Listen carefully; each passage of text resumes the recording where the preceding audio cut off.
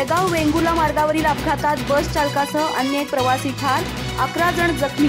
सुपे इथं वळणावर एसटी आणि ट्रकचा समोरासमोर अपघात, रुंदीकरण रखडल्यानं अपघातांचं सत्र सुरूच। चंदगड तालुक्यातील सुपे आज दुपारी एक भयावह अपघात झाला।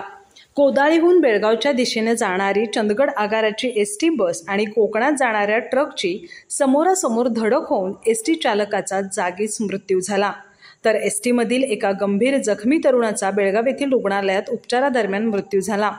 ट्रक चालकासह अन्य 11 प्रवासी गंभीर जखमी झालेत। बेळगाव वेंगुर्ला रस्त्यावरील सुपे दुपारी 3च्या सुमारास हा अपघात झाला। चंदगड आगाराची एसटी कोदाळीकडून बेळगावला जात असताना समोरून येणाऱ्या ट्रकने जोरदार धडक दिली। या भीषण अपघातात एसटी चालक लक्ष्मण पी हळदणकर यांचा जागीच मृत्यू झाला। प्रवासी जखमी झाल्यामुळे तातडीने प्राथमिक उपचारानंतर त्यांना बेळगावला हलवण्यात आलं। बेळगाव इथं उपचारादरम्यान एसटी मधील जखमी प्रवासी सुदेश यांचाही मृत्यू झाल्याची माहिती समोर आली आहे। एसटीचे वाहक, ट्रकचा चालक यांच्यासह अन्य जखमीवर बेळगाव इथं उपचार सुरू असून काहींची प्रकृती चिंताजनक असल्याचं सांगण्यात येते।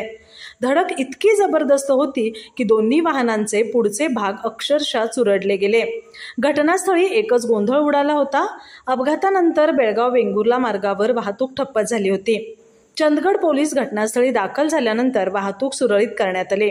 या मार्गाचं रुंदीकरण गेल्या अनेक वर्षांपासून प्रलंबित असून तीव्र वळणांवर वारंवार अपघात घडत असतानाही सार्वजनिक बांधकाम विभाग मात्र दुर्लक्ष करत असल्याचा आरोप स्थानिक ग्रामस्थ करतायत।